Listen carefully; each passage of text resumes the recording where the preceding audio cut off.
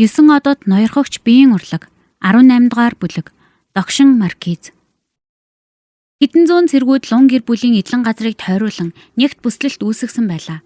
Хоёуг дуулга өмссөн дунд насны ир морин дээрээс лун хатагтай руу дээрэнгүй харж байв. Лун хатагтай нь царай цонхиж өнөөх эртээ ярилцах зур Бао Эр болон гэрийн бусад үйлчлэгчид цэргүүдээс айсандаа бүгд чичрэн зогсцгооно. Лунчэныг гарч ирэхэд өнөөх ирийн нүд сэргэж хүйтнэр "Лунчэн, чи ямар ч шалтгаангүйгээр язгууртан залгамжлагч Жоо Яояныг маш хүн чархтуулсан. Бид чамайг баривчлах тушаал авсан. Чи өөрөө явах уу? Эсвэл хүч хэрэглэх үү?" хэмээн хашгирав. Эдгээр цэргүүд бүгд цусан ааваараа ханхлуулсан элит цэргүүд байлаа. Лун хатагтай өмнө нь ийм алах хүсэл дүүрэн нөхцөл байдалтай хизээч таарч байсангүй. Тэрээр яг л цаас шиг цагаан болж хөл дээрээ тогтож чадахгүй унах гэж байтал Баоэр гүйжирэн түшив.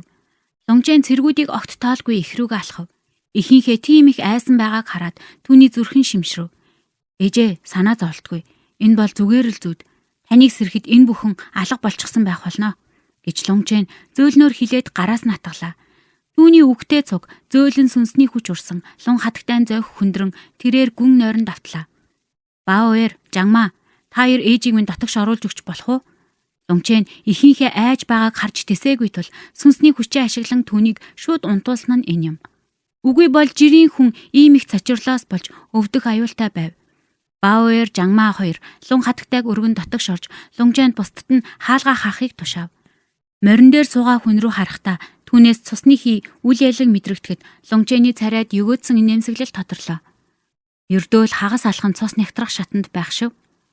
Лунчэнийг ямар ч айдасгүй, дуугүй дагаж явах бодлогүй байгааг харсан өнөөхөр нүдээ эргэлдүүлв. "Лунчэн, чи маш ноцтой гэмт хэрэгүүлсэн.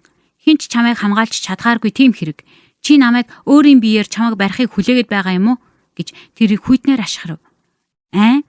Чам шиг нохоо ердөөлний төрөөч байж өөрийн биеэр барина гинэ. Намайг битгий инээлгэлдээ" гэж Лунчэн доромжлов. Төрөөч бол Феникс Край эзэнт гүрний цэргийн хамгийн доод тушаал юм. Тийм хүнд ямар ч гавья эсвэл жинхэнэ эрх мэдэл байхгүй. Энэ бол ердөөл жижиг багийн ахлагчийн үүрэг. Гэвч энэ нөхөр тэр тушаалд хүрсэндээ маш их хөөрч ам нээх болгондоо үүнийгээ ярьдаг нэгэн байлаа. Тэрээр төрөөч болмогцоо өөрийнхөө үүрэгт бүрэн автсан байв.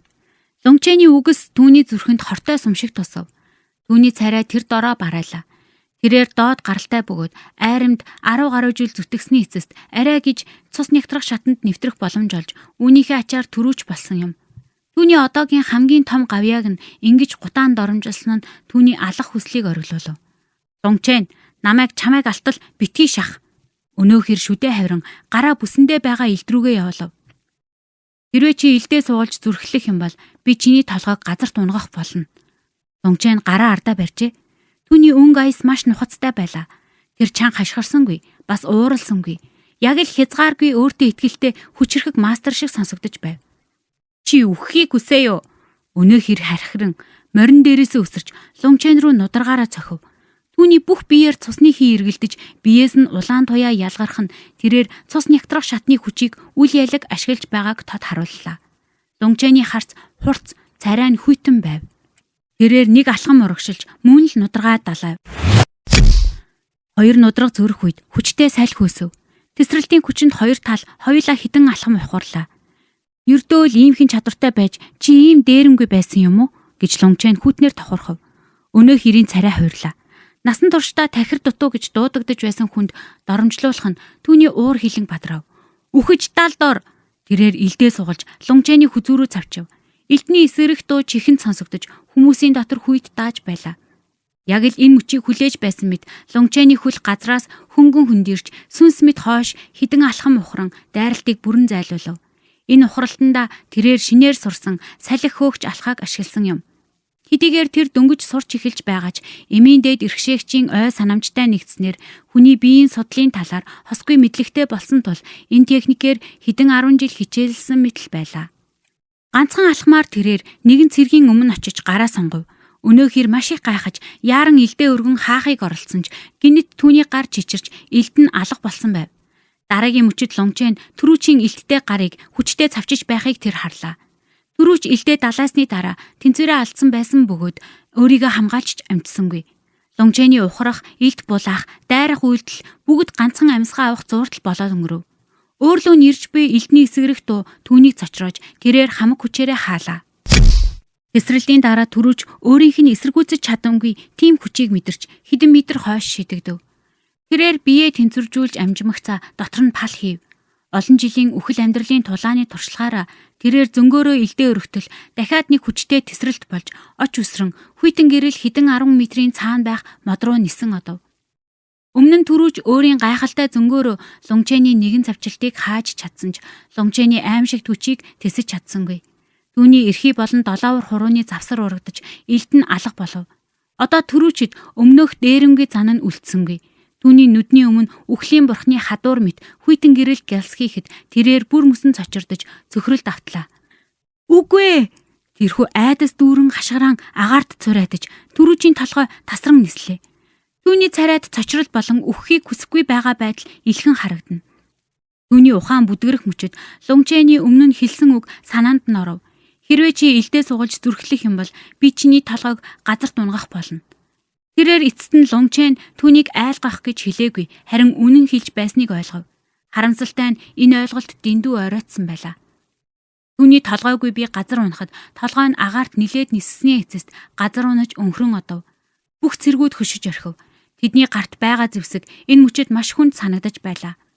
Тэд бүгд цус үдсэн хүмүүс байсан ч өнөөдрийн шиг ийм харгас дүр зургийг хизээж харж байсангүй. Лунгчэн эхнээсээ дуустал ямар ч хувиралгүй царайтай байсан бөгөөд нүдээч ирмэлгүйгээр хүн алж орхилоо. Энэ нь уурлаж хилгэнсэн хүнээс ч илүү аимшигтай харагдаж байв. Лунгчэн, чи миний итгэлт туслахыг алж зүрхлэн гинэ. Намайг лун гэр бүлийн эдлэнг бүхэлд нь сүрүүлж чадахгүй гэж бодож байна уу? Гинэт холоос ууртай хашгираан сонсогдож нэр хүндтэй дунд насны ир хэдэн 10 маструудын хамт алхан ирлээ. Эцэст нь гараад ирвөө. Лунгчэн дотроо хүйтнэр инэв. Түүнийг ирсэн мөчөөс эхлэн бурханлаг мэдрэмжээрээ орчноо тандаж эдгээр хүмүүсийг холоос нуугдан харж байгааг хэдийнэ мэдсэн байв. Догшин Маркиз, чи үнэхээр нэрэндээ тохирсон хүн юм аа.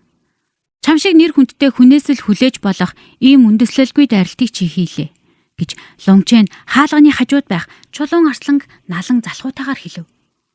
Өнөөдөр уран зохиолын танхимд чи 7 дугаар хунтайжийн эсрэг гэмт хэрэг үлдэж миний хүүг хүнд шархтуулсан. Одоо чи миний итгэлт туслахыг аллаа. Чи яаж тайлбарласан ч бай. Энэ байдлаас яаж гарахыг чинь харъя. Одоо чамайг хэн аврахыг харъя л да гэж Догшин Маркиз ууртаагаар хашгирав. Эцэгтэй нь адилхан алдартай энэ хүн рүү харахад Лунгчэний амны буланд өгөөцсөн инээмсэглэл тодорлоо. Ийм өчүүхэн арга хэрэгэлдэг хүн эцэгтэй нижил алдартай гэж үү? Ямар хог вэ?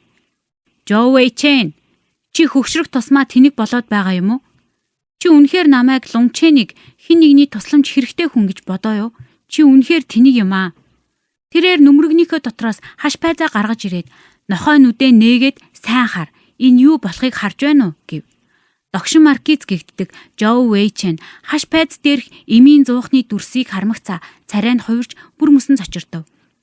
Энэ яаж боломжтой байх юм бэ? Чи яаж эмийн дагалдангийн пайцтай байдаг гэлээ?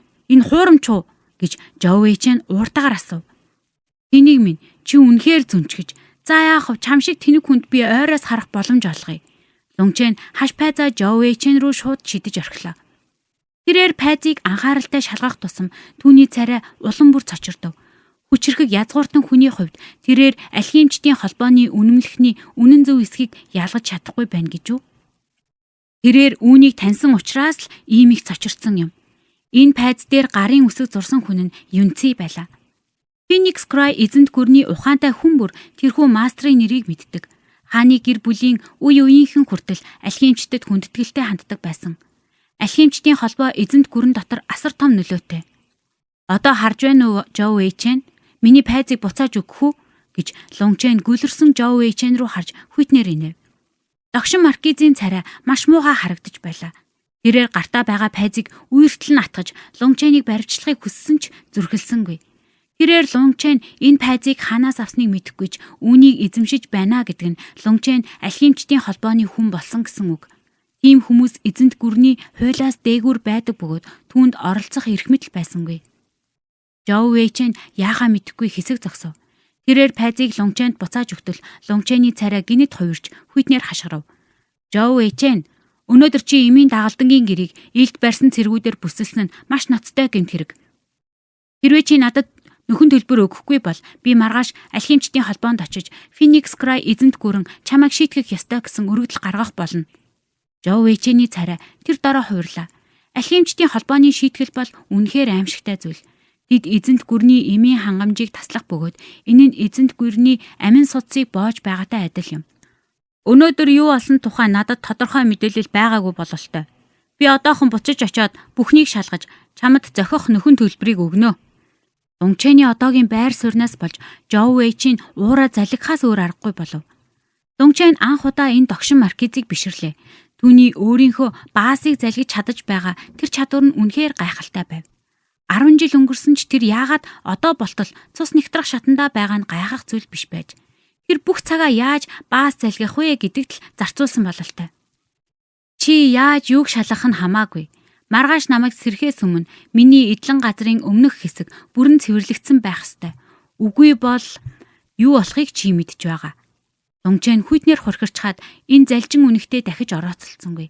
Тэрээр шууд эдлэн рүүгээ орж хаалгаа чанга хаав. Өнөөдрийн явдлууд түүнийг маш их залхаасан байлаа. Өглөө нь уран зохиолын танхимд үдээс хойш наран жаргах ууланд оройн гэрийнхээ гадаа. Нэг өдөрт 3 удаа тулалдана гэдэг ямар ч хүнийг залхаахаар зүйл. Гэхдээ ядаж үдээс хойш болсон явдал нь арай илүү таатай байлаа. Дунгчэнийг явсны дараа догшин маркизийн царай үнсэн саарал болов. Тэрээр энд ирсэн зорилгоо биелүүлж чадаагүйгээр барахгүй өөртөө маш том асуудал тарьж орхилоо. Эзэнтэн минь одоо бид яах вэ? Яах вэ гинэ? Хурдан энэ баасаа цэвэрлж ихэл. Шалан дээрх цусны толбыг хилээрээ долоож арилгах байсан ч хамаагүй. Хурдан цэвэрл. Дотор нь уур хилэн дүүрэн байсан ч гаргах газар олдохгүй байсан тул догшин маркиз цэргүүдээ харааж зөвхөн уураа гаргав. Эцэст нь тэр ганцаараа яваад өгөв.